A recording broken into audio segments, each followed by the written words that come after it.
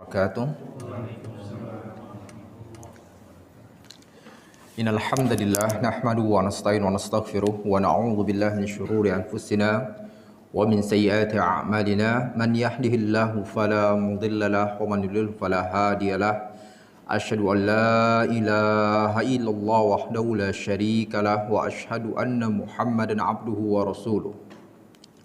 Allahumma salli wa sallim ala nabiyyina Muhammadin wa ala alihi wa sahbihi wa man tabi'ahum bi ihsani ila yaumiddin. Amma ba'd. Ikhwatal iman rahmati Allah Subhanahu wa taala, puji dan syukur kita kepada Allah Subhanahu wa taala yang telah memberikan limpahan rahmatnya, maghfirahnya, kenikmatan-kenikmatannya kepada kita semua, baik nikmat keimanan, keislaman, kesehatan, kekuatan serta nikmat-nikmat yang lainnya. Sehingga alhamdulillah Allah Subhanahu wa taala permudah bagi kita semua untuk berkumpul di sini bersama-sama mendekatkan diri kita kepada Allah Subhanahu wa taala dengan bermajlis ilmu. Di mana Rasulullah sallallahu alaihi wasallam telah bersabda, "Man salaka tariqan yaltamisu fi 'ilman sahalallahu lahu bihi tariqan ilal jannah." Barang siapa yang menempuh suatu jalan yaltamisu fi 'ilman, di mana dia mengharapkan di dalamnya ilmu Allah Subhanahu wa taala, sahalallahu lahu bihi tariqan ilal jannah, maka Allah permudah baginya jalan menuju surganya. Kemudian salawat serta salam semoga Allah senantiasa mencurahkan pada Nabiul Mustafa Nabi Muhammad sallallahu alaihi wasallam yang telah mengajarkan kepada kita Islam yang sempurna, membimbing kita menuju keridhaan Allah Subhanahu wa taala, di mana Allah Subhanahu wa taala telah berfirman, laqad kana lakum fi rasulillahi uswatun hasanah. Telah ada pada diri Rasulullah sallallahu alaihi wasallam suri tauladan yang paling terbaik bagi kalian semua. Liman kana yarjullaha wal yawmal akhir, bagi orang-orang yang mengharapkan rahmat Allah dan perjumpaan dengan hari akhir.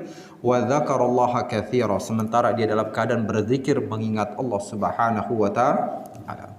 Tapi ikhwatal iman rahmat Allah Subhanahu wa taala, kita lanjutkan kembali pembahasan kita ya mengenai tafsir Al-Quran Al-Karim, dan sekarang kita masuk pada surat Asy-Syams ayat 11. Ya, ayat 11.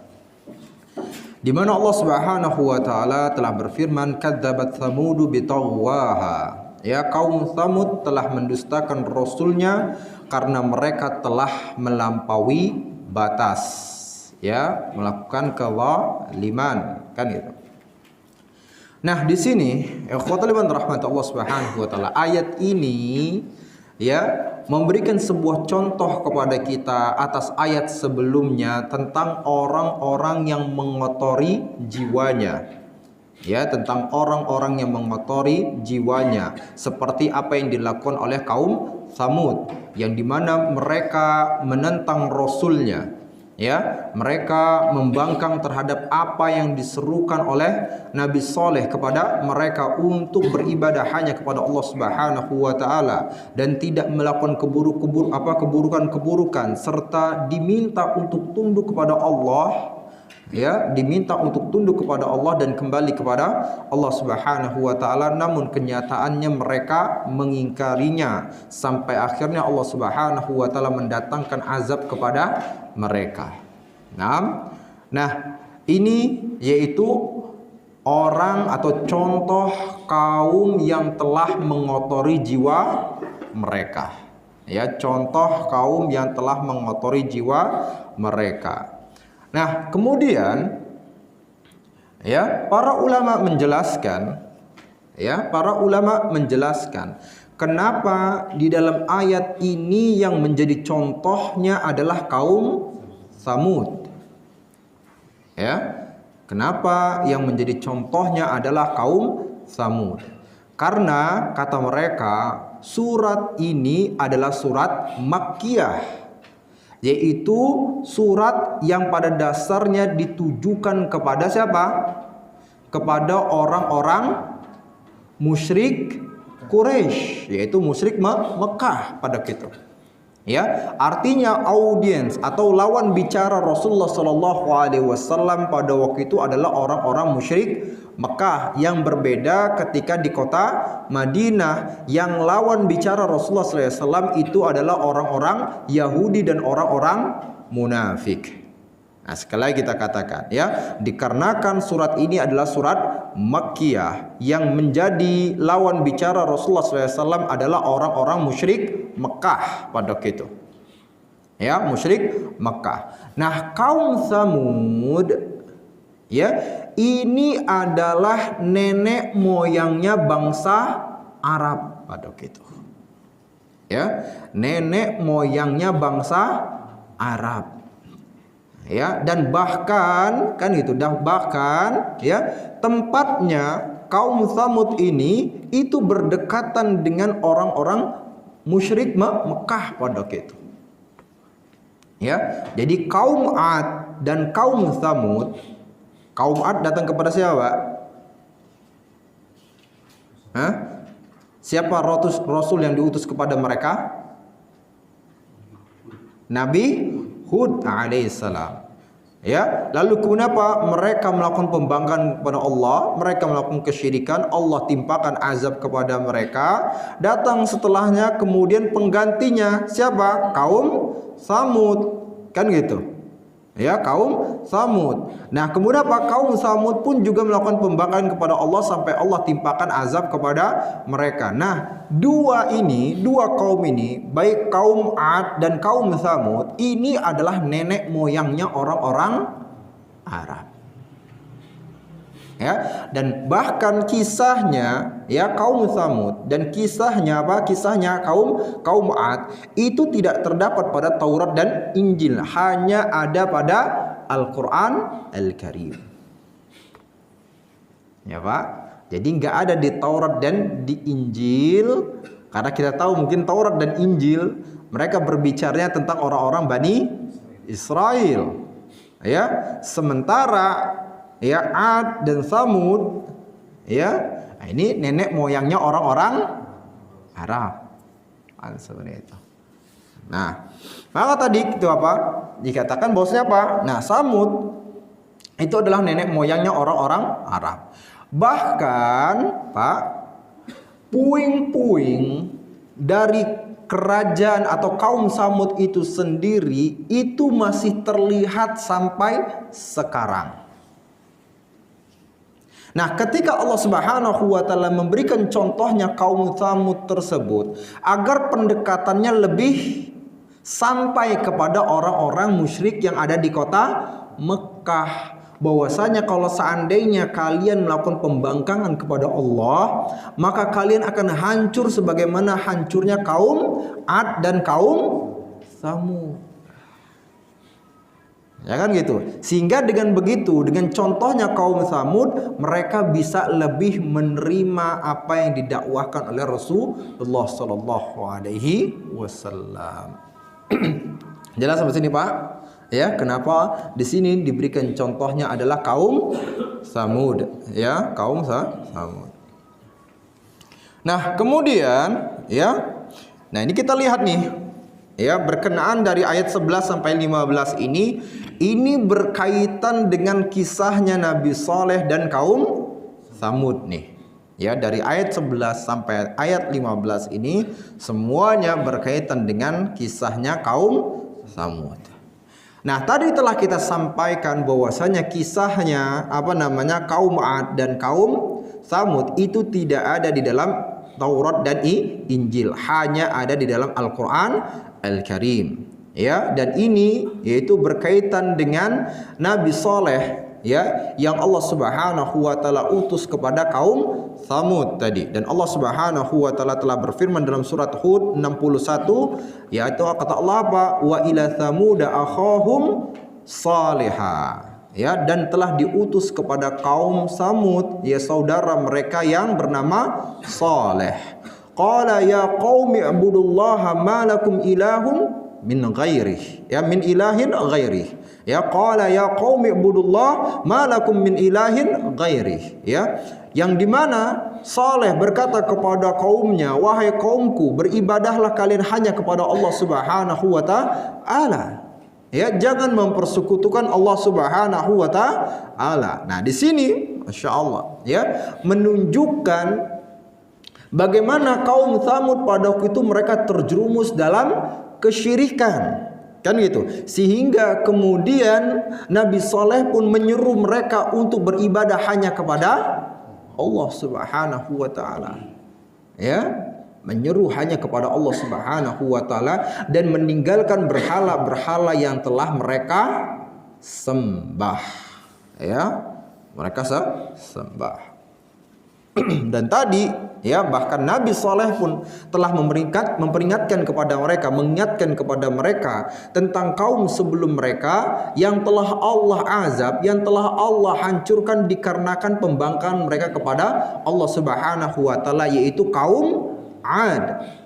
Ya, kaum Ad, yang kemudian pada waktu itu kaum Ad menyombongkan diri mereka dikarenakan mereka adalah kaum yang begitu kuat, Pak. Dan kenyataannya mereka memang kaum yang kuat pada waktu itu, Pak. Ya, di mana mereka untuk memahat rumah mereka itu dari gunung-gunung, Pak.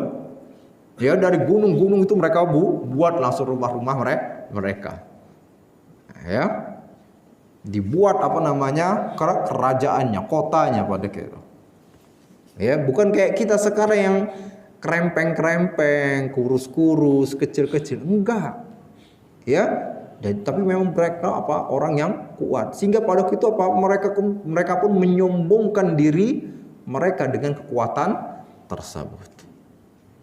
Ya, tapi kemudian ternyata Allah hancurkan mereka. Yang kuat begitu saja Allah, mudah bagi Allah Subhanahu wa taala untuk Allah hancurkan, apalagi yang kecil-kecil, krempeng pula, kan gitu.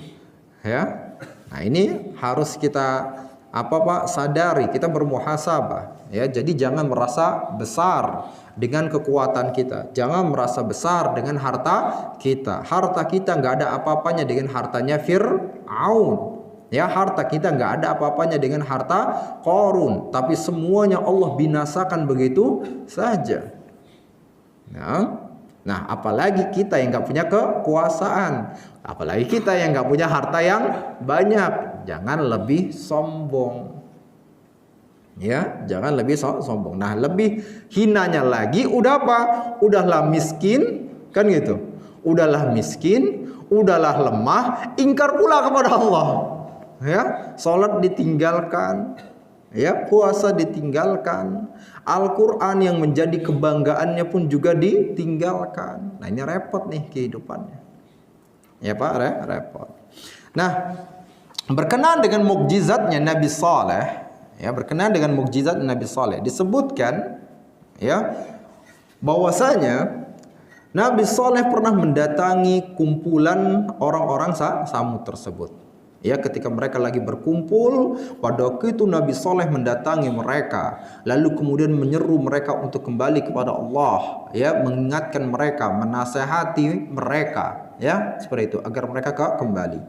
Namun pada waktu itu, Pak, mereka pun mengadakan sebuah pertanyaan kepada Nabi Saleh, ya, yang pada dasarnya pertanyaan atau permintaan tersebut, ya, mereka anggap sebagai sebuah kemustahilan, yang mereka berpikir bahwasanya dengan permintaan tersebut membuat Nabi Saleh berhenti dari dakwahnya.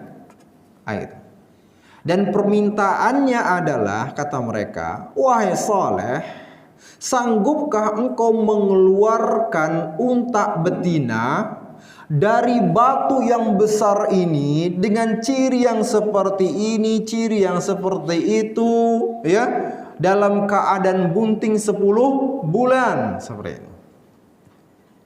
Ya, kata mereka. Pak, mereka berpikir sekali lagi, Pak, ya, mereka berpikir pada waktu itu ini adalah permintaan yang nggak masuk akal, dan kenyataannya memang nggak masuk akal. Bener gak, Pak? Kira-kira mungkin nggak ada unta yang keluar dari batu, Pak? Ya, Pak? Mungkin nggak? Kalau unta keluar dari hutan, unta keluar dari lautan, kan gitu. Unta keluar dari sungai, keluar dari kebun, ya, keluar dari gang Permata Surya ini, masih memungkinkan gitu loh. Ya, masih memungkinkan. Nah, ini keluarnya dari batu. Itu semut aja nggak keluar kali Pak dari batu Pak. Kan gitu. Nah padahal kita Pak ini kata mereka mustahil.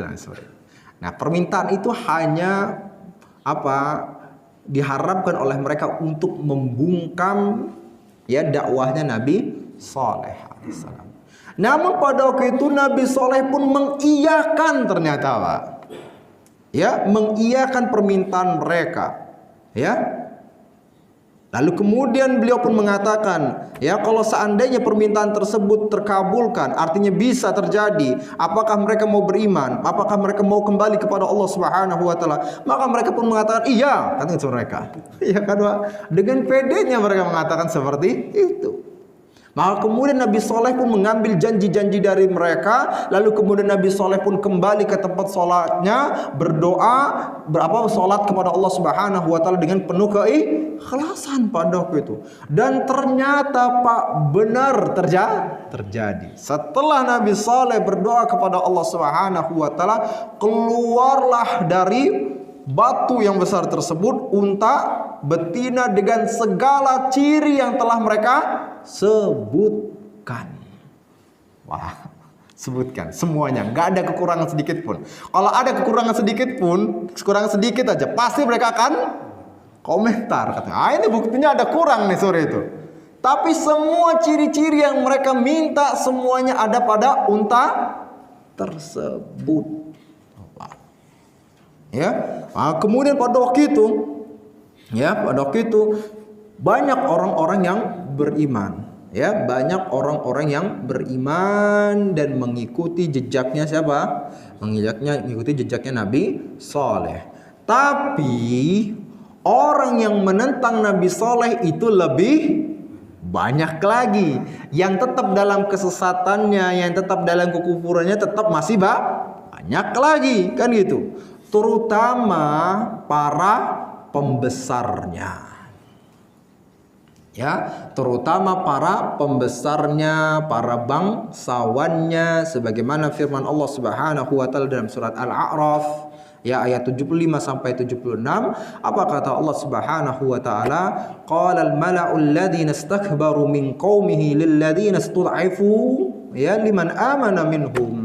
Para pemuka dari kaumnya yang sombong kepada Allah Subhanahu wa taala, yang ingkar kepada Allah Subhanahu wa taala, itu berkata kepada orang-orang yang lemahnya, yaitu orang-orang yang dari kalangan kalangan lemahnya, yang mereka beriman kepada Nabi Saleh.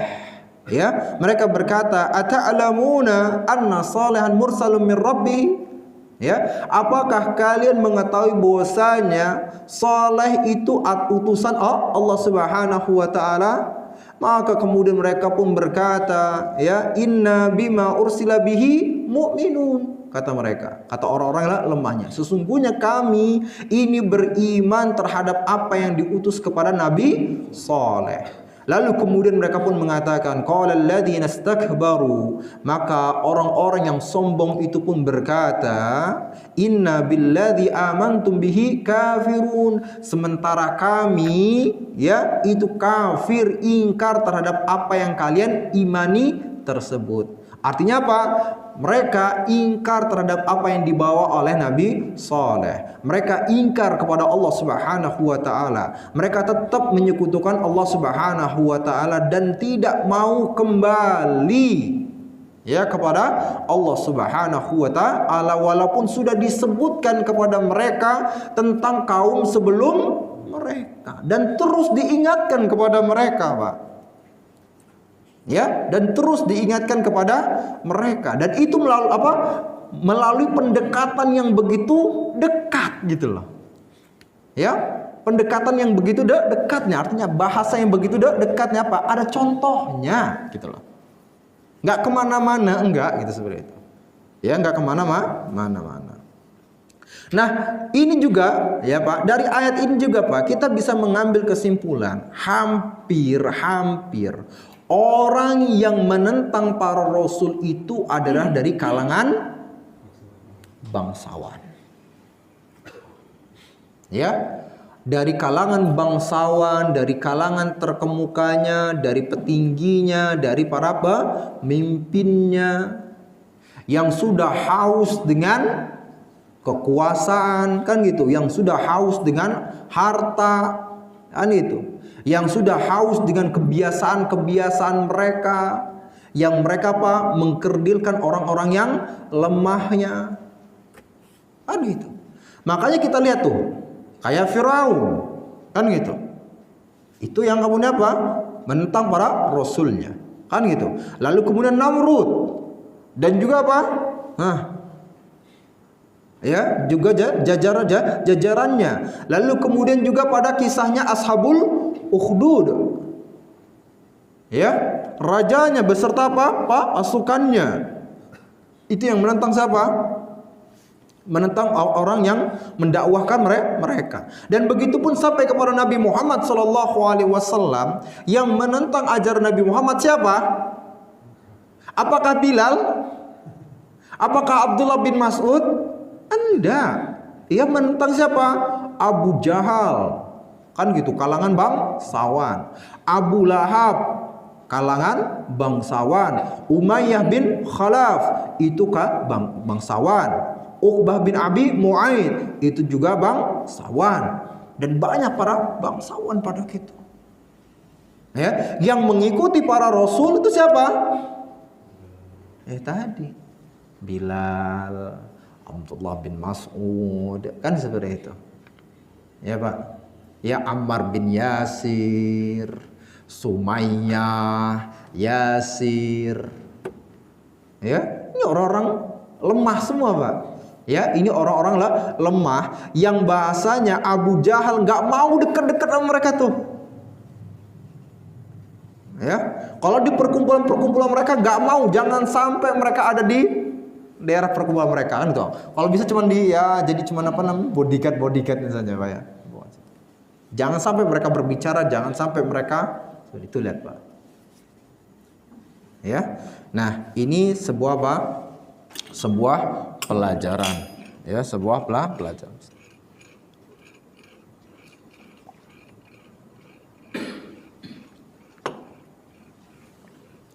Jadi jangan sampai Pak, akhirnya dengan harta antum, dengan jabatan antum, dengan kekuasaan antum, apapun itu dan sebagainya, membuat antum menjadi orang yang ingkar kepada Allah Subhanahu wa Ta'ala. Dengan kesibukan antum, pekerjaan antum, oh saya nggak bisa, saya orang sibuk dan sebagainya. Akhirnya apa? Malas bermajelis ilmu.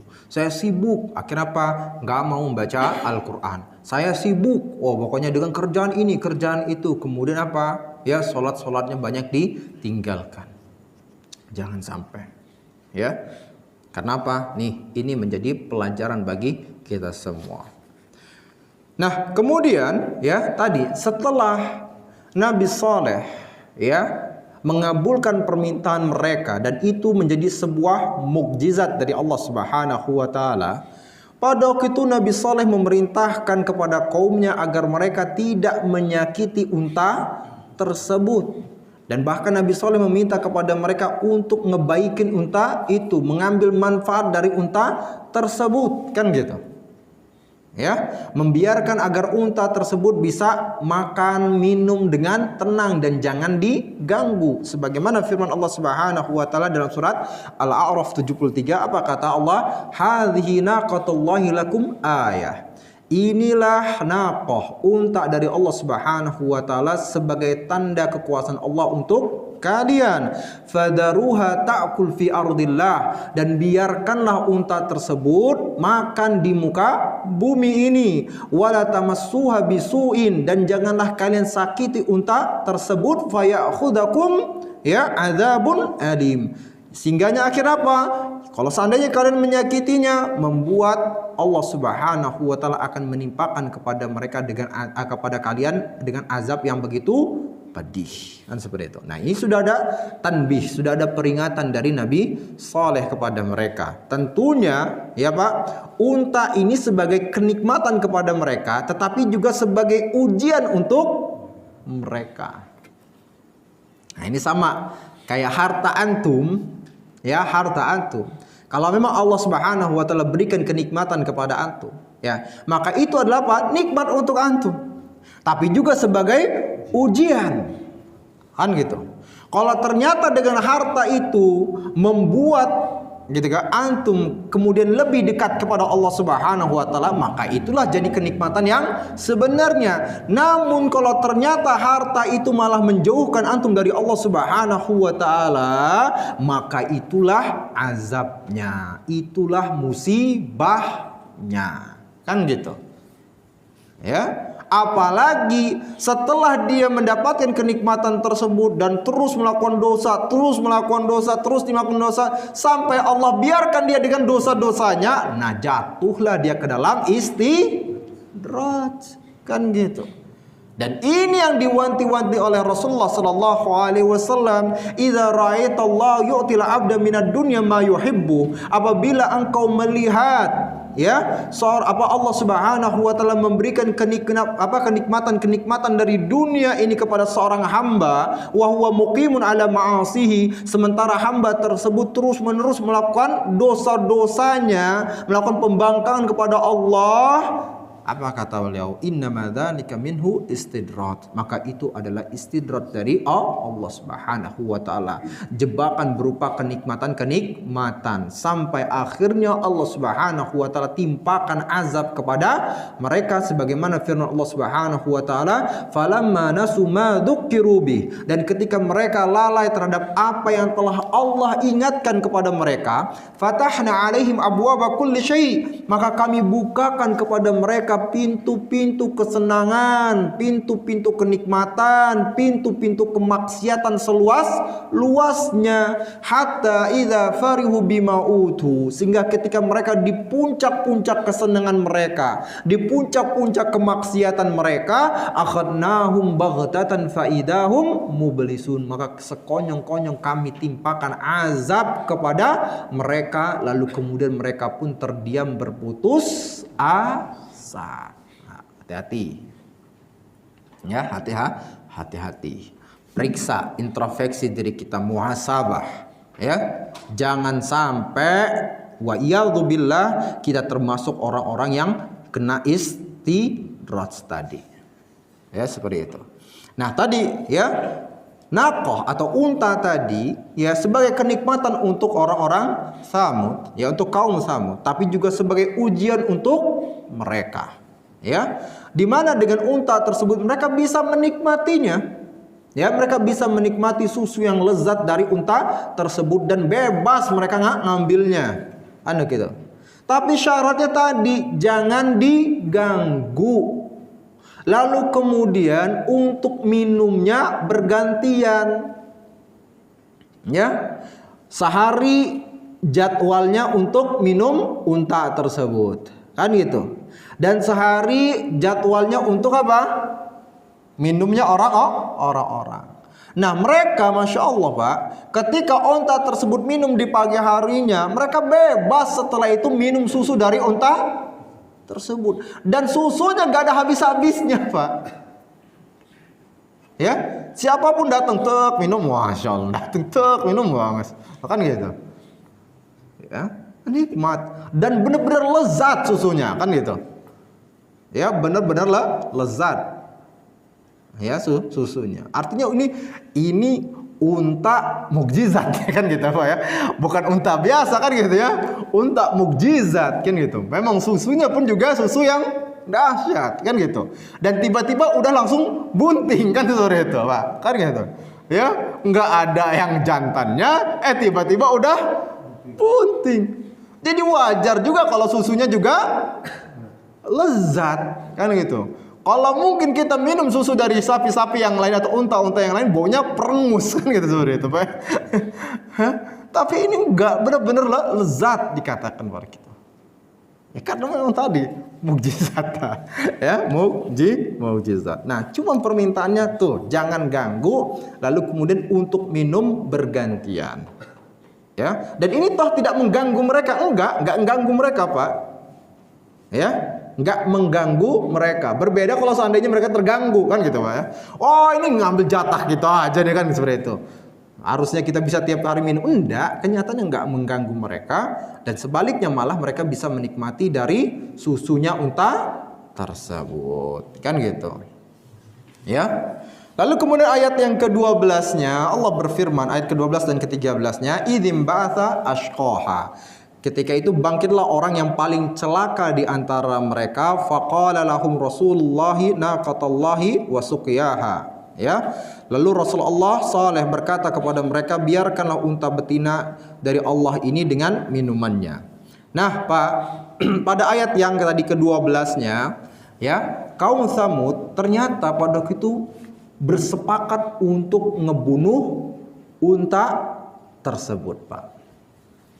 Ya, ini masya Allah, Pak. Ya. Sudah ada kenikmatan, ya.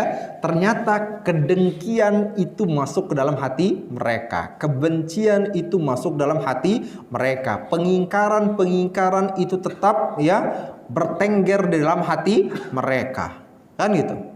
Padahal unta tersebut nggak ada gangguan untuk mereka, ya gitu, tidak membuat mereka rugi, kan gitu, ya. Yang diminta oleh Nabi Saleh setelah mereka tadi, ya, dikeluarkan unta tersebut, Nabi Saleh hanya meminta kepada mereka untuk kembali kepada Allah dan tidak mempersekutukan Allah. Dan ini juga, Pak, ya, menjadi sebuah pelajaran kepada kita bahwasanya penentangan oleh orang-orang yang ingkar kepada Allah itu bukan karena kurangnya bukti, bukan. Ya, Pak. Bukan karena kurangnya bukti, tapi karena kesombongan, hawa nafsu, kezaliman, dan ketidakpedulian manusia itu sendiri. Ya, buktinya apa di sini? Nih, udah ada bukti ya, begitu nyata, begitu valid, bahkan sesuatu yang apa? Udah di luar nalar manusia saja sudah dikabulkan untuk mereka. Bukti nyata akan kekuasaan Allah Subhanahu wa taala. Kan gitu. Jadi bukan kurangnya bukti, bukan, Pak, tentang kekuasaan Allah, tapi gara-gara manusianya itu yang sombong kepada Allah Subhanahu wa taala. Ya. Nah, sama kayak kaum muslimin sekarang ini, ya. Bukan mereka nggak percaya pada Allah, mereka percaya kepada Allah. Tapi apa? Pembangkangan mereka ini, kesombongan mereka ini, sehingga akhirnya apa? Kalau untuk sholat perlu diseret-seret dulu. Ya kan gitu. Dimarah-marahin dulu. Ada di antara mereka bahkan nggak ngerjain sholat. Bukan karena mereka nggak percaya dengan Allah, mereka percaya dengan Allah, tapi pembangkangan, zalim, hawa nafsu. Ya, lalu kemudian, Pak, tadi, ya, ternyata idzim ba'atha ashqaha, maka berdirilah, bangkitlah orang yang paling celaka di antara mereka, ya, dan dia adalah Qudar bin Salif. Ya, Qudar bin Salif, dan dialah yang pada waktu itu yang mengeksekusi dan membunuh unta tersebut sesudah kesepakatan dari mereka semua.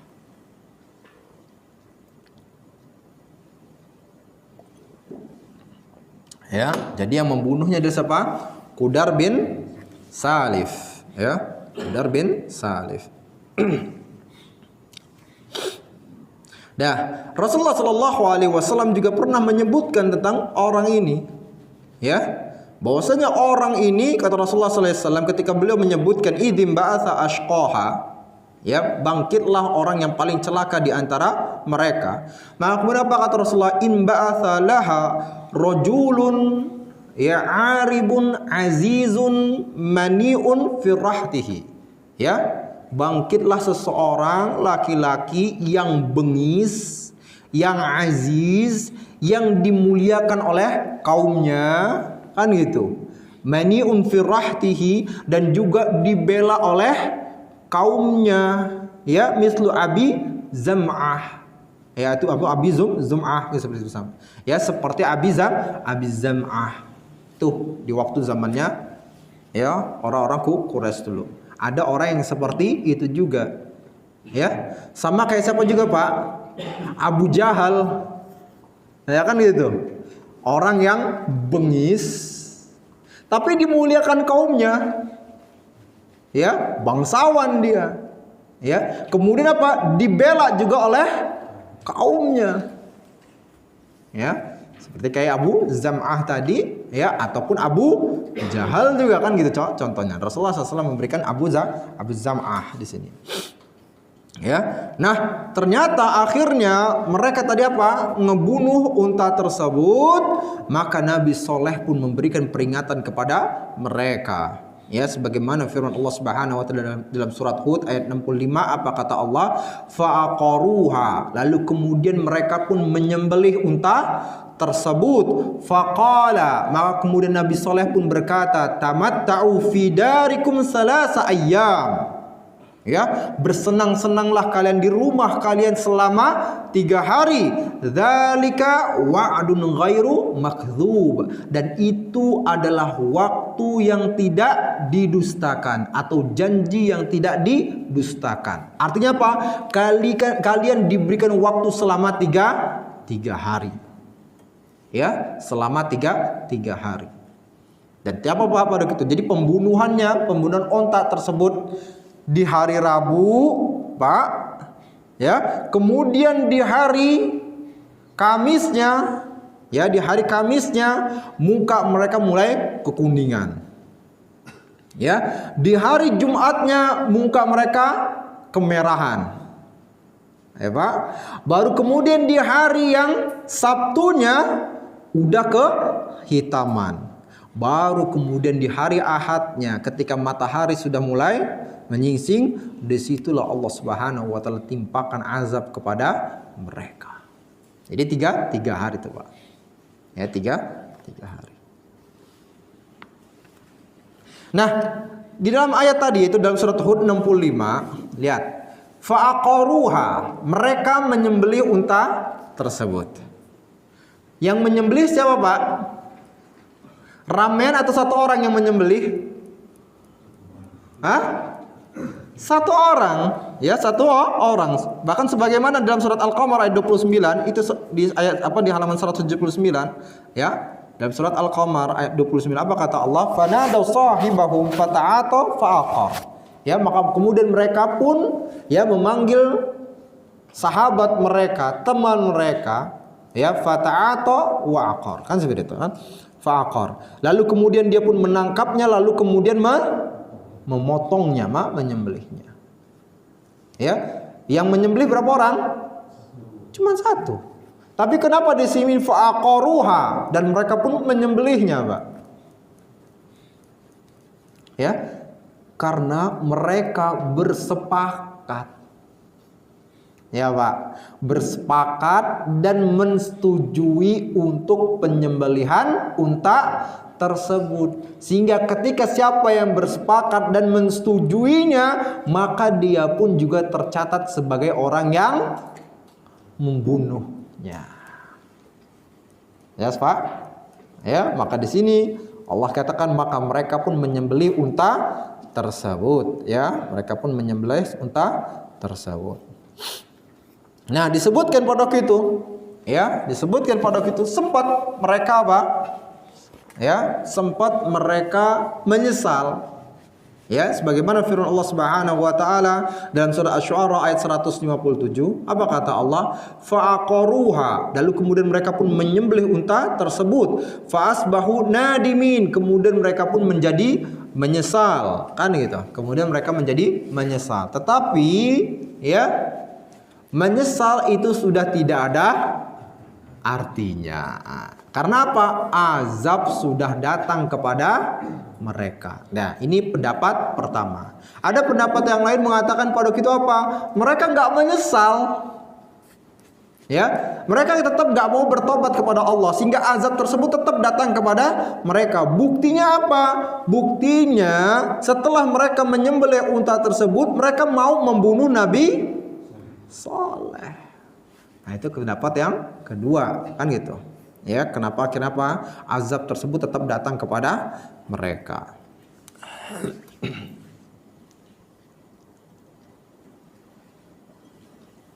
Nah, kemudian apa tadi, Pak? Detik-detik datangnya azab tadi, ya. Tadi sudah kita sampaikan, ya, pembunuhan Naqah itu di hari Rabunya. Di hari Kamisnya, ya, apa? Wajah mereka udah mulai kekuning-kuningan. Di hari Jumatnya wajah mereka sudah mulai kemerah-merahan.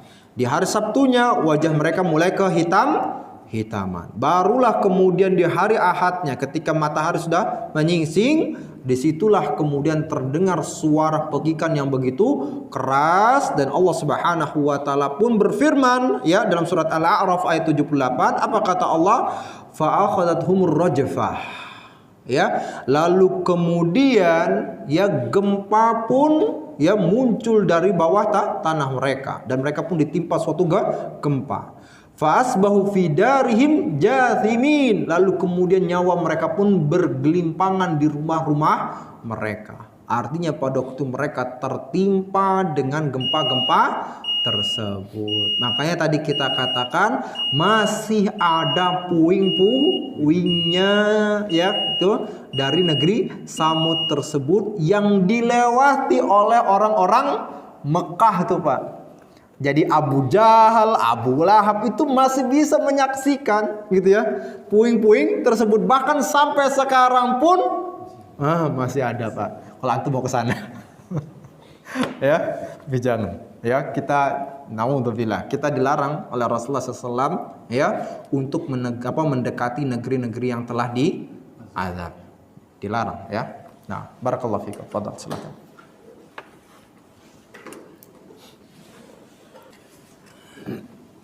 Nah, tadi kita sampaikan, ya, bagaimana azab itu datang kepada kaum Samud dikarenakan pembangkangan mereka kepada Allah Subhanahu wa taala, lalu kemudian didatangkan gempa kepada mereka, diratakanlah bangunan-bangunan mereka seperti itu, ya, dan nyawa mereka pun bergelimpangan di rumah-rumah mereka, ya. Lalu kemudian pada ayat yang ke-14-nya Allah berfirman, fakadzabuhu fa'aqaruha fadamdama 'alaihim rabbuhum bidzambihim fasawwaha. Ya, dan kemudian mereka pun mendustakannya, yaitu mendustakan Saleh, fa'aqaruha, dan kemudian mereka pun menyembelih unta tersebut. Fadamdama 'alaihim rabbuhum bidzambihim, maka kemudian Allah Subhanahu wa taala binasakan mereka karena dosa mereka. Fasawwaha, lalu diratakan oleh Allah Subhanahu wa taala dengan tanah. Nah, ini menjadi sebuah pelajaran bagi kita semua, Pak, ya, bahwasanya suatu azab itu dikarenakan dosa-dosa kita. Ya, azab itu dikarenakan dosa-dosa kita.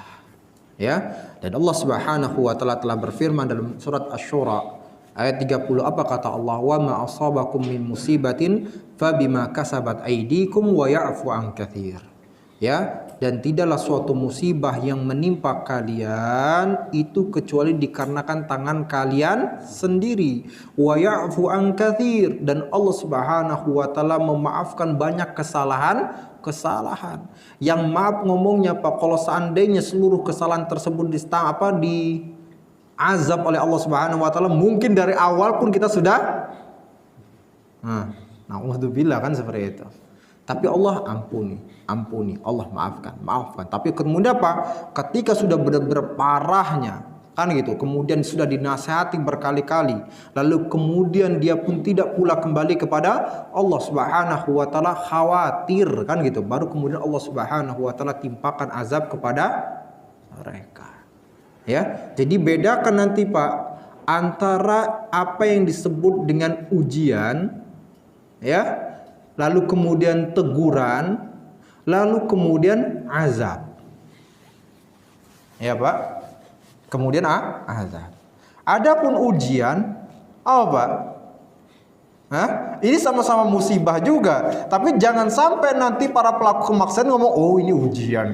Ya, apanya ini ujian gitu, seperti itu. Ya. Jangan sampai para pelaku, orang-orang yang kayak Abu Jahal, ketika dia tertimpa suatu musibah, lalu kemudian dia mengatakan ini adalah ujian. Salah fatalnya sebenarnya kan tuh. Ya, adapun ujian yaitu musibah, ya kan gitu. Yang mungkin ditimpakan kepada orang-orang yang saleh, yang mereka mendekat kepada Allah Subhanahu wa taala. Tetapi ujian tersebut datang kepadanya untuk meninggikan derajatnya. Ya, dengan ujian tersebut dia semakin dekat kepada Allah dan semakin kembali kepada Allah. Dan bukan malah membuat dia, kayaknya ini ujian untuk meninggikan derajat saya. Enggak. Dia malah lebih berintrospeksi diri lagi. Kayaknya apa kesalahan saya? Apa kesalahan saya? Tuh. Itu apakah saya kurang lebih dekat kepada Allah Subhanahu wa taala sementara Allah telah memberikan kenikmatan-kenikmatan yang besar kepada saya. Nah, itu ujian, Pak. Ya, itu ujian. Nah, ada teguran-teguran. Kan itu artinya apa? Ya dia orang biasa gitu. Tapi kemudian dia melakukan kemaksiatan. Tapi kemudian langsung Allah tegur dia agar dia kembali kepada Allah Subhanahu wa taala. Ya kan gitu. Dan ini disebutkan oleh Rasulullah sallallahu alaihi wasallam. Ya, apabila artinya Allah Subhanahu wa taala sayang kepada hambanya, ya, ajjalahu uqubatuhu fid dunya. Ya, apabila Allah Subhanahu wa taala sayang kepada hambanya, maka Allah segerakan hukumannya di dunia. Artinya ketika hamba tersebut melakukan kesalahan, langsung Allah tegur dia. Kesalahan lagi, Allah tegur lagi dia. Agar dia tetap kembali kepada Allah Subhanahu wa taala. Nah, tapi kalau Allah Subhanahu wa taala sudah meninggalkan hamba tersebut, Allah biarkan dia dengan kesesatannya dengan dosa-dosanya, lalu tinggal nunggu hukumannya di akhirat. Itu. Nah, kemudian ada lagi azab. Nah, azab ini Pak, yang tadi itu kita katakan, ya. Melakukan kemaksiatan, kasih lagi nikmat. Ya. Kemaksiatan lagi, kasih lagi nikmat. Kayak gitu. Maksiat lagi, kasih lagi kedudukan. Apa lagi? Maksiat lagi, kasih lagi harta yang banyak. Kan itu. Lalu kenapa? Maksiat lagi, Allah bukakan jalan-jalan kemaksiatan lainnya seluas-luasnya. Dan ketika dia sudah berada di puncak-puncak kesombongannya, Pak, dan dia merasa dia bisa melakukan segalanya, disitulah kemudian Allah Subhanahu wa taala timpakan azab kepadanya. Ya, Pak. Wa iyadzubillah min dzalik. Na'udzubillah min dzalik. Ya. Kalau kita Masya Allah Pak, ya kita mohon pada Allah Subhanahu wa taala agar Allah Subhanahu wa taala berikan hidayah terus kepada kita semua, Pak, ya. Nah, tadi itu kita katakan ayat yang ke-14-nya. Ayat yang ke-15-nya apa kata Allah? Wala yakhafu uqbaha. Dan dia tidak takut terhadap akibatnya. Ya, Allah Subhanahu wa taala tidak takut terhadap akibatnya dari siapapun itu. Ya, dari siapapun itu Allah Subhanahu wa taala tidak takut ketika Allah Subhanahu wa taala menimpakan azabnya bahkan kepada seluruh manusia. Gitu. Sebagaimana yang terjadi pada siapa? Pada kaum siapa? Nabi Nuh alaihissalam. Semua tuh, ya. Semua. Itu Allah Subhanahu wa taala tidak takut sama sekali dari siapapun itu. Karena Allah lah pemilik kekuasaan, Allah lah pemilik kerajaan, dan kalau Allah Subhanahu wa taala berkehendak untuk menghancurkan semuanya gampang saja bagi Allah Subhanahu wa taala, tinggal mengatakan kun fayakun. Jadi. Ini dunia, ya, ini semesta alam, kan gitu. Ini selangit-langitnya. Kalau Allah hancur, kata Allah hancurkan, hancur semuanya. Apalagi manusia kerdil kayak kita yang hanya tinggal di daerah Narogong dan Rawalumbu, ya. Maka jangan sok sombong. Nah, ya, fadhal. Habis dulu. Masih ada 2 menit. Fadhal kalau ada pertanyaan.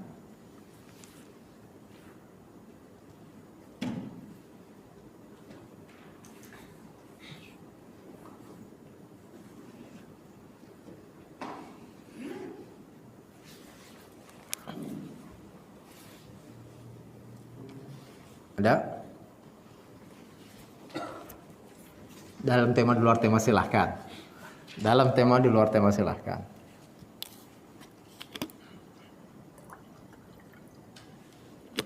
Dada. Nah, Oh ya, Insya Allah. jarak ideal sutra dengan yang sholat itu berapa? Jarak ideal sutra. Sutra. Jarak ideal itu berapa dengan kita yang itu? Iya. Jarak ideal sutroh dengan kita. Ya sebenarnya Pak, kalau sutroh dengan kita seharusnya sedekat-dekatnya. Ya. Jarak, kalau misalnya antum menanyakan jarak ideal antara kepala kan maksudnya ya? Antara kepala kan dengan sutroh tersebut ya sedekat-dekatnya. Ya. Yang artinya pada waktu itu bagaimana bisa menghalangi kita, ya. Jangan sampai ada orang yang lewat di depan kita. Tapi jangan pula kita katakan mentang-mentang sutrohnya di situ, oh kayaknya manusia nggak lewat tuh. Akhirnya jauh dari sutroh. Tapi kita katakan dekatkan kepala kita dengan sutroh pada kita. Itu kan maksud antum? Nah, harusnya lebih dekat kepada sutroh. Makanya Masya Allah, saya dapatkan ada teman-teman gini ya, biasanya di dinding di situ kan gitu ya, dinding ini ya. Ini dinding kan seperti itu. Habis itu kemudian dia sholat di situ. Ya, dia sholat di situ. Mungkin dia berpikir, oh sutrohnya nggak apa-apa jangan. Seharusnya nggak apa-apa, maju aja. Ya, maju saja sampai dia kepalanya itu mendekati ke arah sutroh. Nah, ya seperti itu. Jadi itu sunnah. Artinya semakin nggak artinya kita mendekati sutroh itu semakin baik. Ya, dan bukan hanya sekedar berpikirnya, Pak. Jangan sekedar berpikirnya ada orang lewat atau tidak. Bayangkan sama antum, kalau misal di masjid ini antum sendirian, lagi nggak ada orang, apakah antum kemudian senang-senang kemudian sholat di bagian sana tanpa ada sutroh? Apa? Allah nggak ada orang lewat. Berarti apa? Nggak perlu pakai sutroh. Di sana aja pojok. Enggak, tetap kita katakan walaupun antum sendirian di sana, nggak ada manusia yang lewat, dan antum sholat jam 1 malam di sini kan gitu seperti itu ya. Tetap pada waktu itu apa? Disunahkan bagi antum untuk mengambil sutroh tersebut atau mencari sutroh tersebut untuk mendekatkan di arah kiblat antum seperti itu. Untuk apa? Mengamalkan sunnah Rasulullah Sallallahu Alaihi Wasallam. Jelas Pak ya? Jadi bukan hanya sekedar berpikirnya antara orang lewat atau tidak, tetapi masalahnya kita mengikuti sunnah Rasulullah Sallallahu Alaihi Wasallam. Dan dalam sunnah Rasulullah SAW juga apa? Yaitu mendekatkan kiri kita kepada sutroh tersebut. Gitu. Ya, bukan masalahnya ada orang lewat atau tidaknya. Nah, kadang-kadang ada orang gitu kan gitu. Dia sudah sutra, padahal dia kelihatan dia ada sutra, di depan dia ada dinding gitu seperti itu kan, depan dia ada dinding. Tapi kata dia apa? Enggak apa-apa. Salat di situ yang di situ tuh, di karpet yang kedua. Ada pembatasnya. Apa pembatasnya? Garis ini. Kita katakan garis itu ya menjadi sutra kalau memang sudah tidak ada lagi sutrahnya. Tapi kemudian apa? Orang malah mencari, udah nggak apa-apa, yang penting nggak garis saja. Enggak. Itu adalah tingkatan yang paling terendahnya. Artinya gitu. Kalau memang sudah nggak ada sutra, ya digariskan kan seperti itu. Lah sampai sini Pak. Bukan cari garisnya duluan gitu seperti itu. Ya sutranya ditinggalkan. Ya, dan diberitahukan artinya sutra tersebut tingginya setidaknya apa? Nah seperti inilah. Kayak seperti tongkat. Ya, tongkat pendek kayak tombak kecil itu ya. Seperti itu. Berarti sajadah itu bisa jadi sutroh juga. Dari mana? Ya makanya tadi saya katakan kalau ada sutroh yang tadi setinggi, ini sunnahnya nih. Ini yang sunnahnya. Ya, tapi orang kemudian apa? Sebelum dia mencari sunnah yang seperti ini, dia langsung milih yang apa? Yang paling rendahnya, enggak garis, Pak. Ya, sementara kalau yang garis itu adalah kayak kalau memang sudah nggak ada sutroh sama sekali. Artinya sudah cari-cari. Misalnya orang di padang pasir nih, dia nggak bawa apa-apa. Kemudian apa? Kemudian dia nggak ada sutroh sama sekali. Akhirnya pada itu apa? Dia buat pada kita garis. Jelas Pak? Jelas? Nah seperti itu. Ini enggak. Tadi saya katakan malah carinya langsung garis cari ketika yang paling terendahnya.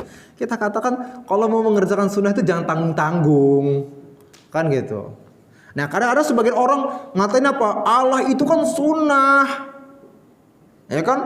Yang kayak gitu cukup direpotin. Pak, antum saya tanyakan kepada antum pakai baju kayak gini sunnah nggak? Antum pakai peci, pakai baju kayak gini, sunnah atau wajib? Harus pakai baju koko, baju jubah, begini sebagainya, pakai pecinya. Itu sunnah atau wajib? Nah, kenapa antum ketika sholat, masya Allah antum pakai kayak gitu, tapi kemudian untuk sutrah antum nggak memikirkannya?